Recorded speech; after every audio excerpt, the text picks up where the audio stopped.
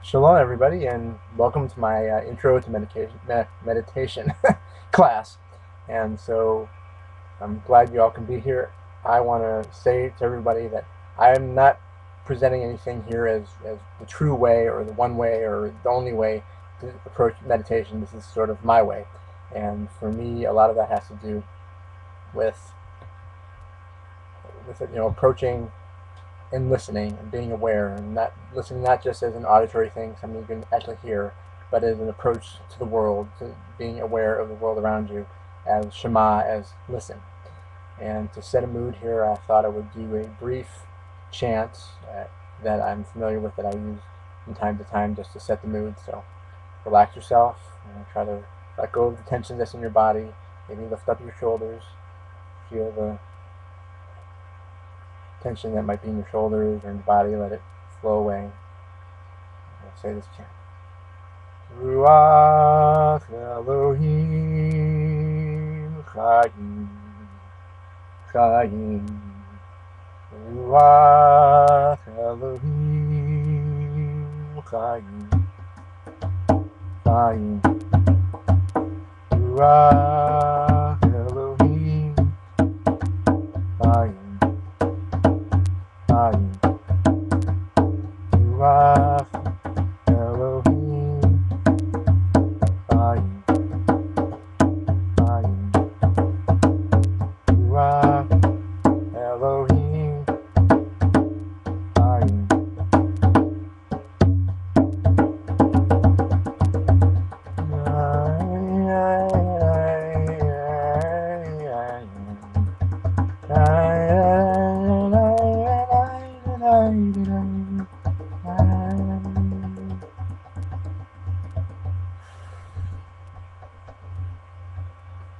Now the best thing to do is try to breathe in, breathe out. Kind of easier to focus on breathing out because you're going to automatically breathe in. But if you don't breathe in, then you have a problem. Anyways, welcome everybody. Hope that sufficiently rested everybody. If they want, if any of you want, lift up your arms and legs and breathe in, breathe out. I'm probably the most tense here since I'm doing the presentation, but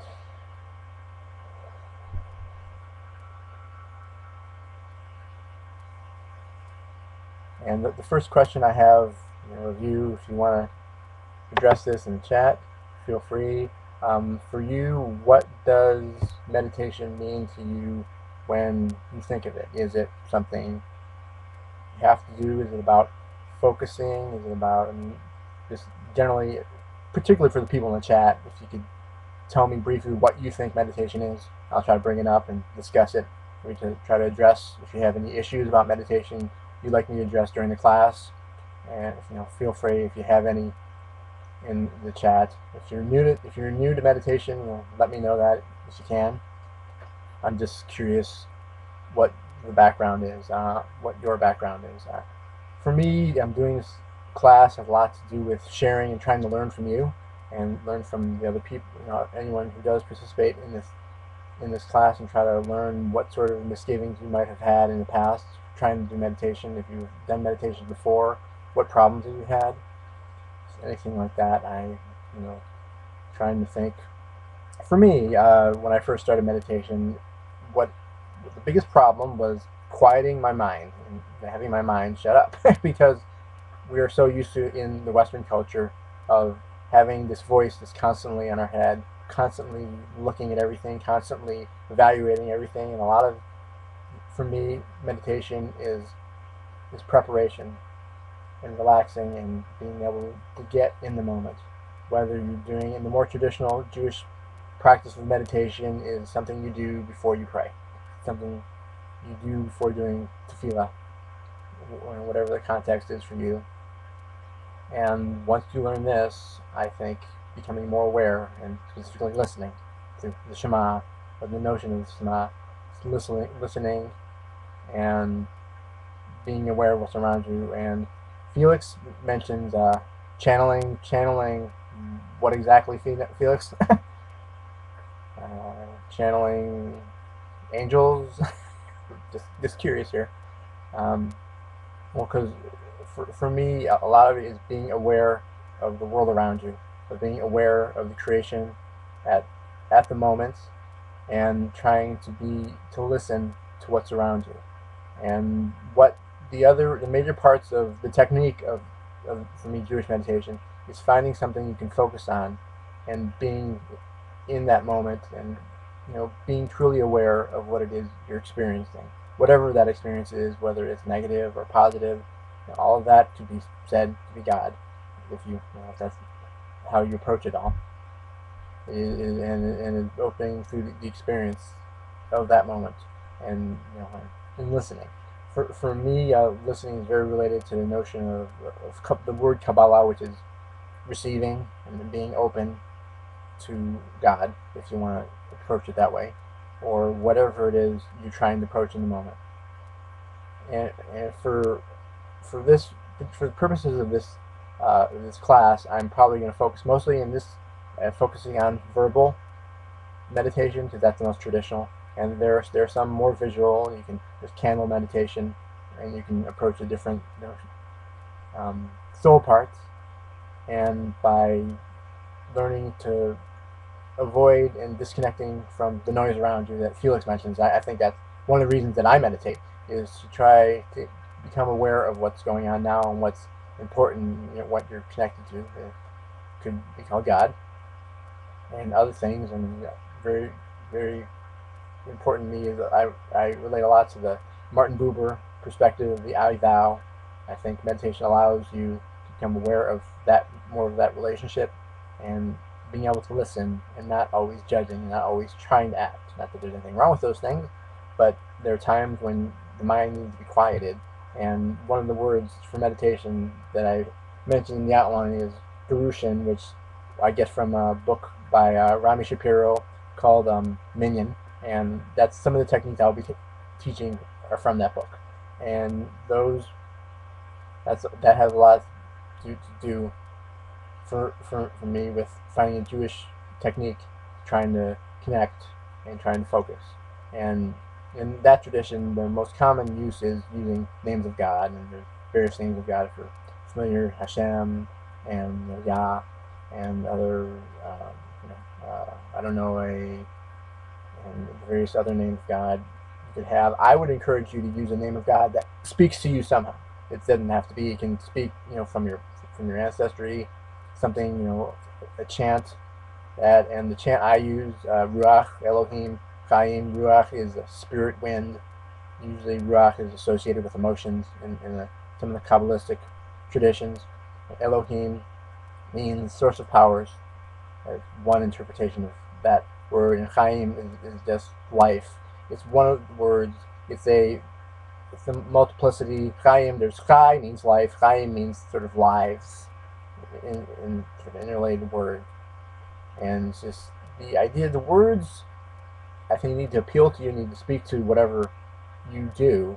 But the idea is to get the chant going and start getting out of that immediate sense of who you are and your individual identity, and being more in sort of the process of God, or Godding, it's God as a verb, or however you experience that. For me, the importance is focusing, and that's how I'm trying to teach this workshop. Do you want to discuss? For me, I think one of the important things to do in finding a meditation is find something that appeals to you in the process of doing it. You can experiment a little and try to find what works for you. If you're a visual person, you might want to try something that's more visual, like watching a candle flame. As I mentioned, this word of God. There's different techniques. There's following the breath techniques, and there's a teaching. It's not specifically a Jewish one. It refers to the different. But say that there are basically 5 ways sort of approaching learning, and each of those 5 are based on your 5 senses. One is sort of body feeling. You might actually want to walk when you do a chant. That might be a way that works for you. If you're not someone who can just sit, and in the Jewish tradition, there's no way you have to sit. there are traditions that there are different ways of sitting that they recommend, but really just try to be comfortable and stay awake are the two big important points. I mean, it's good to keep your spine straight, as I mentioned in the text. Try to not focus too much on controlling what's going on, just trying to being open to what's around you, and different ways of doing that. For me, there's two important points of Garushan. Is one, the word. Pick a word that you use consistently because it develops power just out of the repetition. So if I use Rabbono Shalom, which for Rabbi Nachman, according to I believe the Rami Shapiro book, he talks about Rabbi Nachman, and he uses Rabbono Shalom, which is my major meditation chant that I use in the morning before I do prayers. And to do that, trying to demonstrate here. The idea is fairly simple. Just find somewhere comfortable to sit, or you don't really have to sit. You can lay if you can do that without falling asleep. I find that hard to do, but it's just good to have your spine straight. That's the best way to do that. You start. If you want to try this with me, I'm going to use Rabbono Shalom. If you have a word that you have ever used, try to use that. You can use the same word as I do. And so first, start, sit, put your hands on your thighs, maybe. Just try to relax. And feel your breath. Feel your breathing, because if you weren't, you wouldn't be conscious. So feel the breath.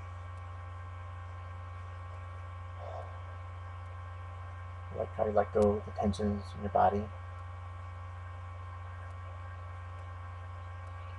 The most important thing is breathe naturally. For this meditation, there's nothing specific you have to do with your breath. Just try to be in the moment. Then, when you feel comfortable, start chanting your phrase to yourself.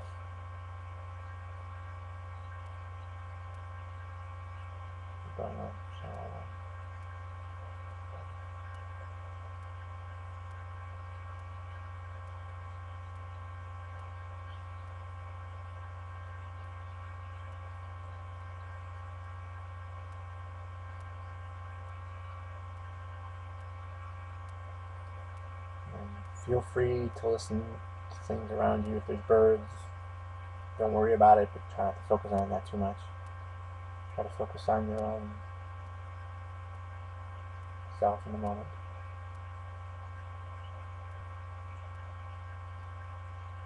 And the chant is, to a certain degree, an anchor, somewhere to go back to if your mind starts to wander.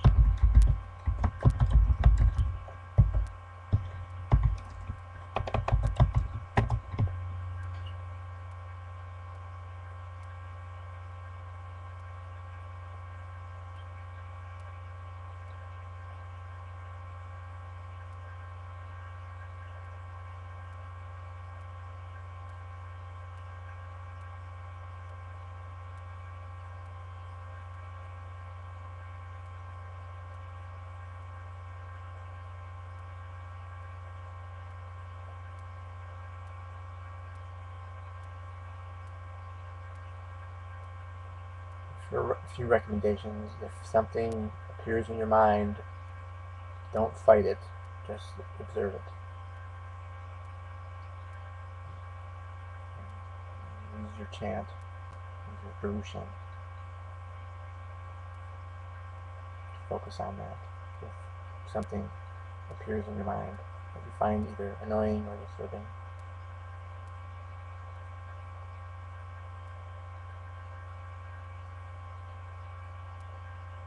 it's not important whether you can hear your chant or not. try to keep it on your lips. You can say it silently or out loud, whatever your preference would be.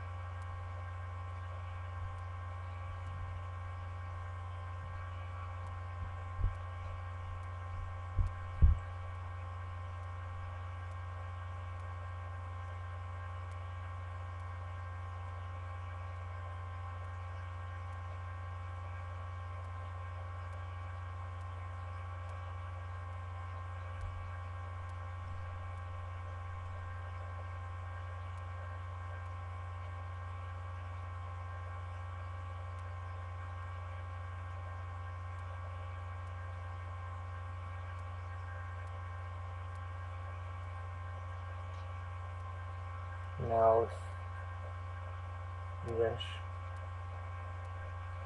you close your eyes or did anything, try to open your eyes. So should have suggested closing your eyes. It's easier to focus that way, but you don't have to do that. Generally, if your eyes are distracting, try to focus on one place on the wall. Just, probably not a good idea to be typing and meditating at the same time. Okay, I got into this without explaining the idea. We're talking about, they're called modalities. Each sense is considered a modality. Different people have different preferences for modalities. I'd say for me, hearing is a preferred modality. So is seeing to a certain extent. But also for some people, touching is a modality. Some smelling. Like an example of that is during Havdalah, there's the sense, and if you use a Havdalah, spices, you can use that as a meditation tool. It's not necessarily something I've heard before, but I can see it as a way to focus yourself. Smelling it as an aid to meditation. I haven't found any smelling meditations in the Jewish tradition that I'm aware of, but it's a suggestion that I've found in other places. The idea of the modalities, being able to find what works for you, because that's more important. If the word you use or the chant you use or whatever else it is that you do, you need something to focus your mind, because sometimes it can get you in trouble. Sort of a good inclination and So evil inclination, you're trying to focus your good inclination and to focus on what things you want to achieve by doing this. And I just suggest that if one technique, one I teach here, one you find elsewhere, if it doesn't work and you tried and you've practiced several times and it doesn't work, maybe it's time, especially in the beginning, to find another one. It's good to give time, to allow something to work for you based on repetition. But if that repetition isn't working, you shouldn't just repeat it just to repeat it. It's good to repeat something you found that works for you. And it's probably not a good idea to explore every meditation technique that you've ever found, because that can be its own sort of game. And so,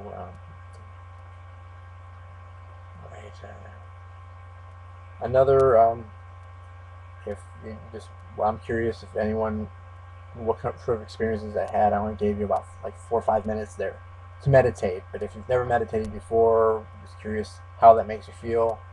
Is it irritating? Because that's not uncommon, because our minds are sort of, conditioned by the media and by our culture to be busy and stay busy. And to not be busy sometimes can be very difficult.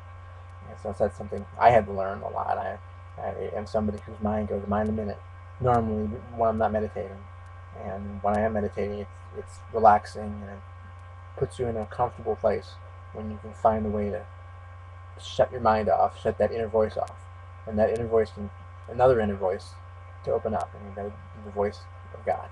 If however that appears to you, and that voice, listening to that voice, and quieting the mind and trying to focus and relax, and being okay with that for however long you meditate.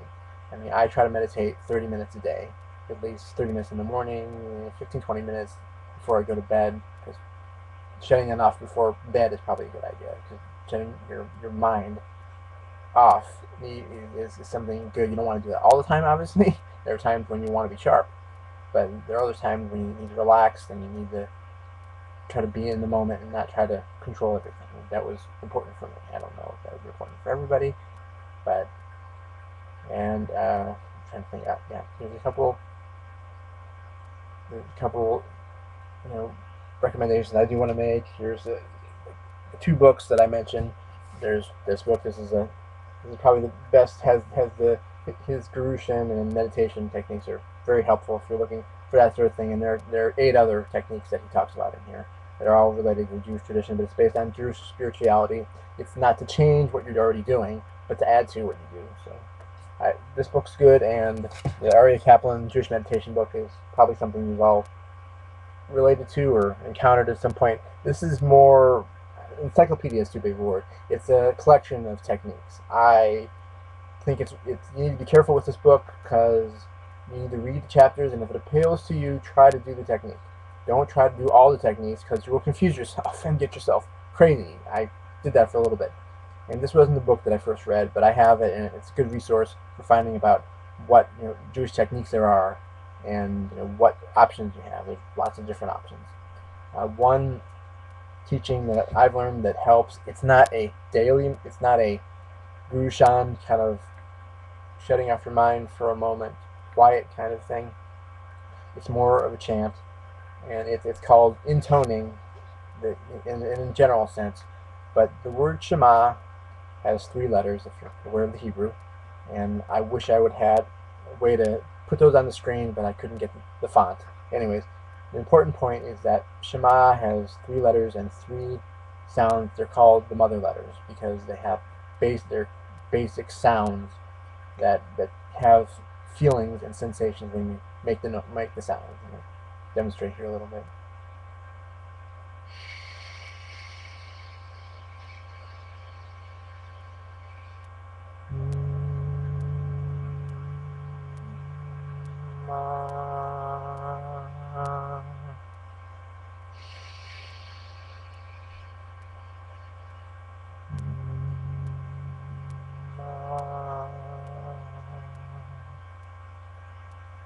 The way to conceptually approach this as a meditation is that Shin,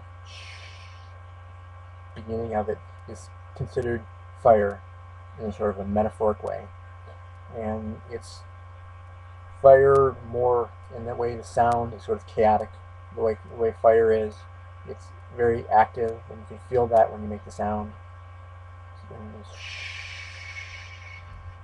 It's a good it's a good word to sort of start getting you like shalom, and then you can do this with really any Hebrew word, and the idea is to breathe and make the noise and feel it go through your body, and that for me is a very calming technique, especially the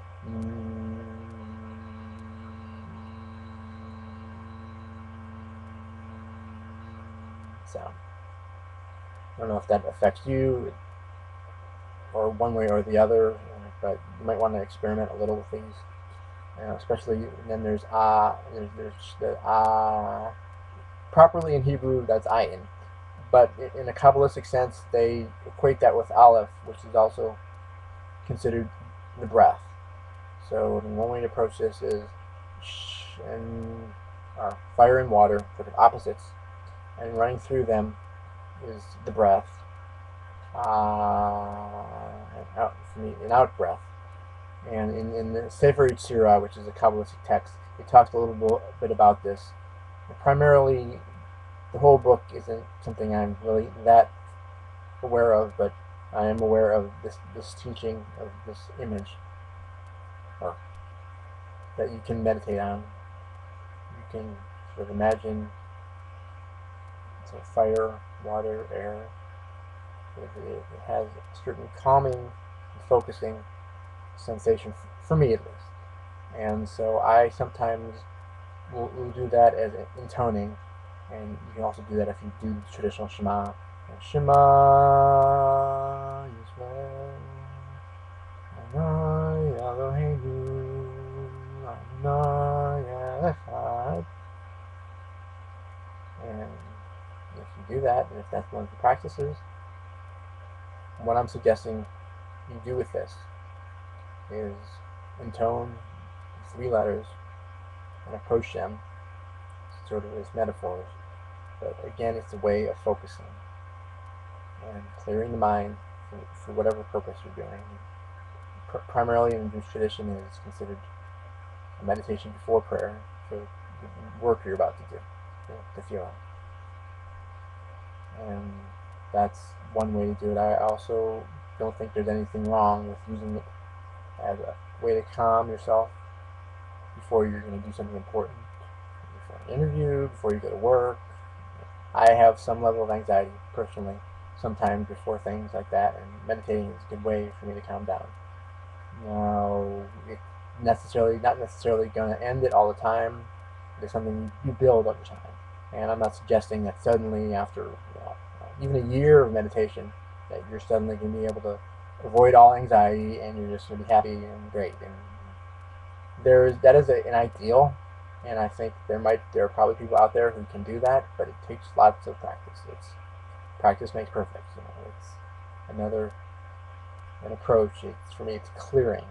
It's getting away sort of the garbage that gets caught during the day, especially the Shema. You can do that, traditionally in the morning or before bed. Is the most traditional practice, but these are all ways of feeling more focused, so you can be more aware of the relationship that you're having with God, with the world around you, however you view that. For me, it's about quiet, silent mind, silent body, for a little bit each day, like the idea of the Shabbat. 1/7 of the week we rest, and I think you can apply that in your day-to-day life. A 1/7 of you're up 16 hours. A 1/7 of that, maybe that's 2 hours a day. You don't have to do it all at once. You can do 1 hour in the morning, 1 hour in the evening, which is what I do, and sometimes a little bit maybe at lunch. Go in the bathroom, wherever or go outside in nature and be quiet, and close your eyes, or you can open your eyes and see what's around you, see the birds flying around, see the sky. Not specifically focusing on any one thing, but just being aware of the world around you and that you're part of that. And you've always been part of that, and in the Jewish tradition, the body is considered holy. The breath given to me is pure. That it isn't nothing. The world is a part, something that we're part of. And for me, meditation extends that and allows us to be more aware of what's beautiful out there. And God created the world, that it is beautiful, and being aware of that for me is a positive thing that we can use every day. And I think I mentioned earlier, the idea of Kabbalah is association with words and techniques, and there's a lot of that, but for me, it's being aware of what's around us and appreciating that and finding what's holy about that in our day-to-day lives. And for me, that's sort of a Jewish mindfulness. Mindfulness is a word thrown around a lot out there. And for me, that's what we're doing when trying to be mindful, realizing that everything out there has its own qualities, and it's all part of us, and we have a relationship with it because we're all within the world, well, within God, as we follow that way of thinking. So, and I wanted to suggest, some ways of sort of exploring different Jewish traditions of meditation. There's a tradition of watching candlelight and associating the 5 soul parts. You're curious. I mean, there's the sort of the body is nefesh, then sort of ruach is the next level, and that's considered emotions. And then neshama, which is considered generally the intellect, but not exclusively, but it's associated a lot with the intellect, the mind, and that's a level we connect with. And then there's 2 fairly high, fairly refined levels that most people don't encounter, and I've never encountered, so I can't really tell you about that. But they're called Chaya and Yehudim, which is unification with God, or seeing the final unity between us all, the connection within us all. And those 5 levels aren't something I think you can worry about, but they're ways of realizing our relationships at each level and realizing that they're all important to the whole, to one. And if you can look at a candle flame, and if you look at a candle flame, there's like gradations of color in candle. If you look in the candle, the idea is that the most base level of the candle, where the wick is nefesh. And as you move up, there's another color that's in there. There are different gradations of reds and blues. And that is ruach. And further up is the Shema. And then further up towards the top of the flame is considered chaya. And then at the top, way at the where it sort of disappears and you can barely see it, and that's unification, and that's yichud. You can get books about this, and these aren't that important. You don't need to remember the 5 levels, but it's a way of seeing for me the relationships, and seeing that my relationship with it, with the whole, with God, and realizing that is for me however you want to label it. It's about being and realizing that you're not ever really alone. I mean, even if you're having horrible times, you're always having a relationship with something else, with people, with other creatures, with trees, with flowers. Every part of us is part of a general whole. And in that, whether you look at it in a more religious context, about God, about angels, or it's just about things around us, and there's the unity there that I see.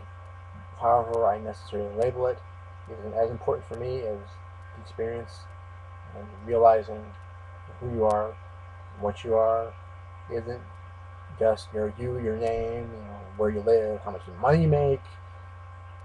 a lot of that has its importance within a larger context, but that we are whatever else we are, whether you have a job, don't have a job, whether you're married, don't have, married, don't have a girlfriend, boyfriend, whatever you define yourself by, that's not as important as what ties us all together, however you do that. So,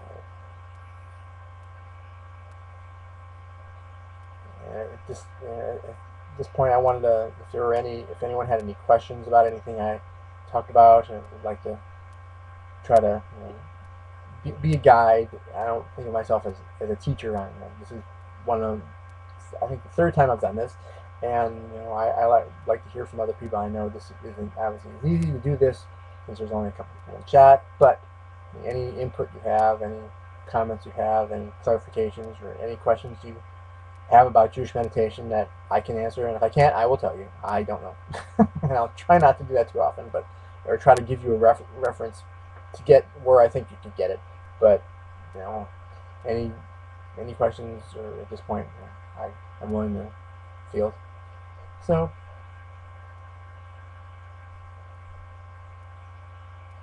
just I'm okay, and I think make this too boring for people who are watching this and can't participate. I think I will take a little time and a little drumming while chanting. Okay.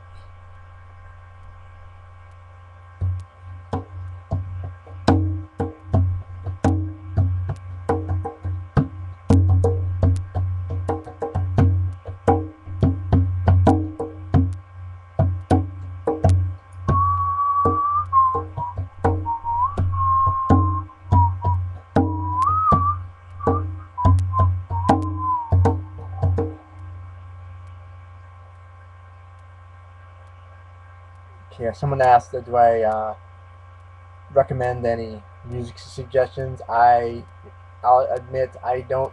In a Jewish context, I don't really have a lot to suggest. I don't really do a lot of music listening to in terms of meditation. I always think of when I use music or sound, as I talked about, the intoning, making the sounds that to a certain extent are healing and calming. But I don't have any recommendations, and I can think of there's I don't really have. One recommendation.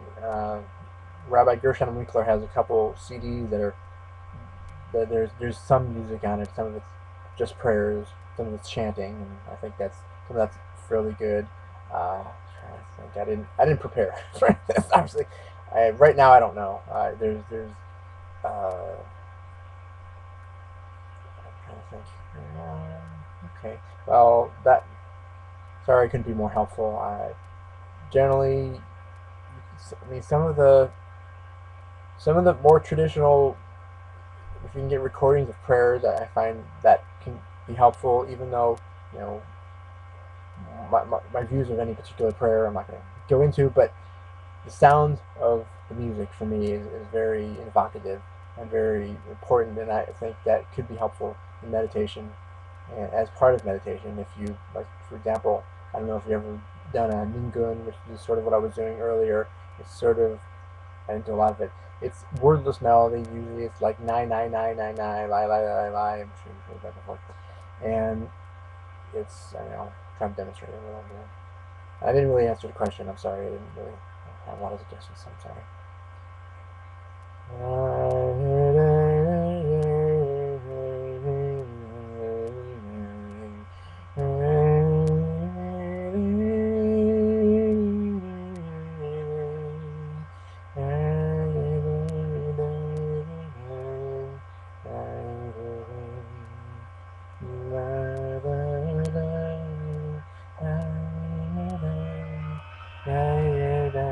Yeah, sorry.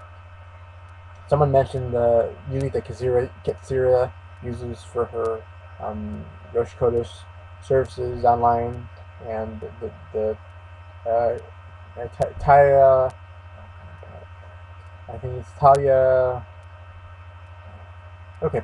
Uh, but if you've ever gone to Rosh Hashanah services, or if you ever look at the YouTube videos that are already there, you can listen to that.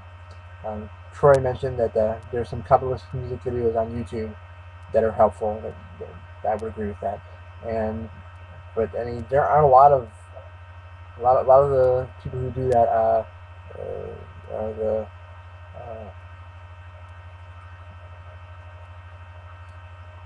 it's like I'm thinking because I'm thinking about doing this. My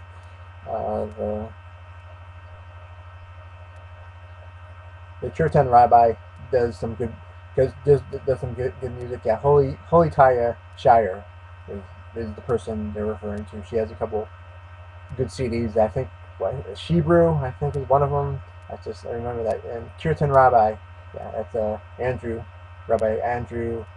You can probably type his name, just Kirtan Rabbi, in YouTube. There's a couple videos that he has there you can listen to. There, I think he has a couple. If you're ever on Spotify, he has a couple albums out. They're available. I think he's very good. I use his music, but usually I sing my own songs and play my own drum. I find that more spiritual, for lack of a better word. It's it's being sort of in the moment of the melody, singing the melody, and singing is very Jewish activity, obviously, and singing the traditional prayers, and even whatever music that you know that's Jewish. You can I would suggest that trying to sing, trying to participate, not just listening. I think it's conducive towards getting a meditative state. For me, another thing I do that I've never really seen explained anywhere is doing like Jewish chant while walking, while hiking, whatever it is you're doing whatever you chant, whatever you find you chant, you use that as a focal point for meditation. I usually when I walk, I will do a chant and I will move my steps toward however the chant. I mean, you know, last time I went walking yesterday, there's the chant I did earlier, Ruach Elohim Chaim, and I move my feet, Ruach Elohim Chaim, and try to get a rhythm going. And I think it makes me more aware and to a way moving my body, and that's one that would be called kinesthetic meditation. Some people can't just sit still; it drives them crazy, and so movement might be something that might work for you. And there's there, I mean, touching could be powerful. I just don't have a good idea. I mean, probably a decent touching is when if you wear a talit, you touch the tzitzis on the talit. That's I could see that as being focusing, but I don't really know how you would incorporate that in any real obvious way. But let's see here. I want to mention a couple of the suggestions people mentioned. I guess Troy mentioned Baal Hasulam would be for just some chanting. But I mean I do think that it isn't Jewish activity for me a lot when I was younger. It always seemed focused a lot on being in synagogue, and I don't want to dismiss synagogue as a way of meditating. That's very if you do the prayers and you sing the prayers, that is very conducive to listening to your breath while you're doing that, and that's a very effective Jewish meditation tool. But it's not. I don't think it's the limitation of a Jewish technique. I think you can move that out of being inside and formal kind of prayer, and you can use a lot of prayers, a lot of words in the prayer. That's a sort of Jewish renewal technique that I've seen used a lot. They will, instead of saying the entire prayer, they will say words within a prayer, or say it very slowly, like do the Shema, Yisrael, Adonai Eloheinu, Adonai Echad. There are meditative techniques of breathing in when you say one word, holding the breath, and breathing out. That's another Jewish technique. I've encountered a couple times, and if that works, you might want to try that.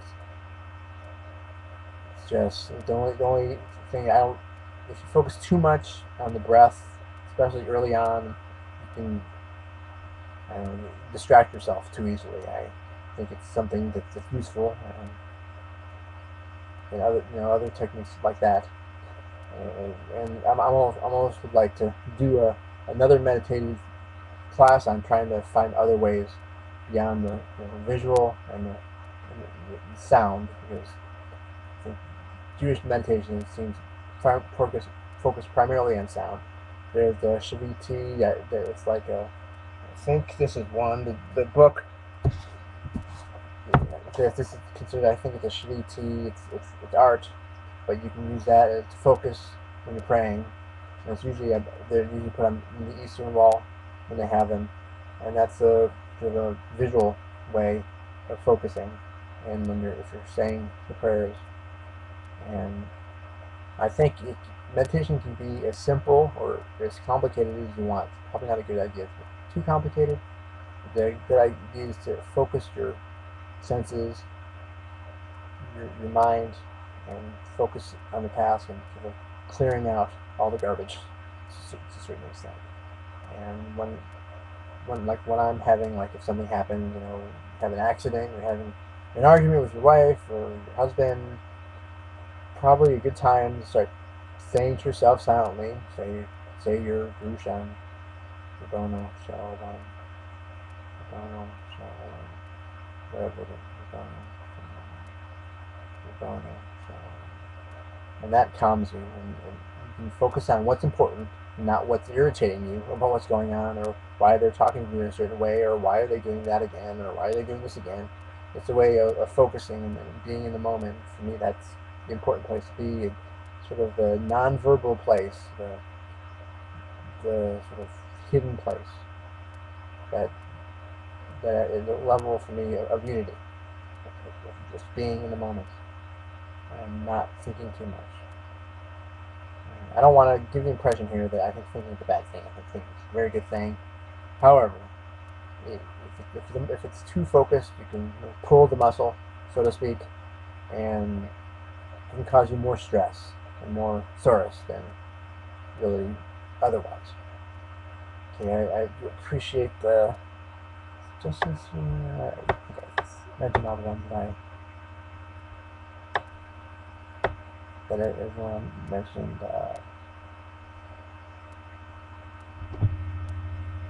And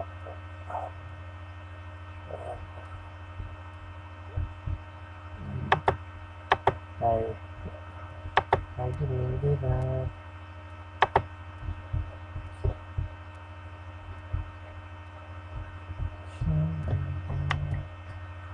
Okay, sorry about that. Just had a second. I could hear myself in the background, and I'm like, that's not good. It probably would mess with the feed. Anything specific? Anyone has had any experiences? If they, like any suggestions, I can try to. If I had something in common, I'm willing to help, or just give some suggestions. Probably if you don't, I don't want to bore anyone here. But I think my daily life, the biggest effect that meditation has on me is quieting me in general when I get too busy, too active. I think to a certain extent it's not healthy to focus too much on your own self, because it makes everything look huge, make problems seem huge when they're not necessarily. And compared to other people's problems, your problem might be very little.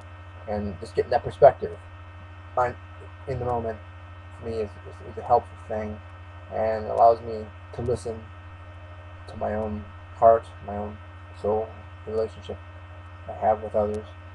And that's very important for me, for a meditative stance. So, and I guess I'll follow through here. There are a couple different, from my notes, there are a couple different words that are common in Jewish vocabulary about meditation. There's kavana. Kavana, Ari Kaplan talks about it as being the most significant word about meditation. It's in the Jewish vocabulary. It means intent, concentration, feeling devoted and about aiming your consciousness.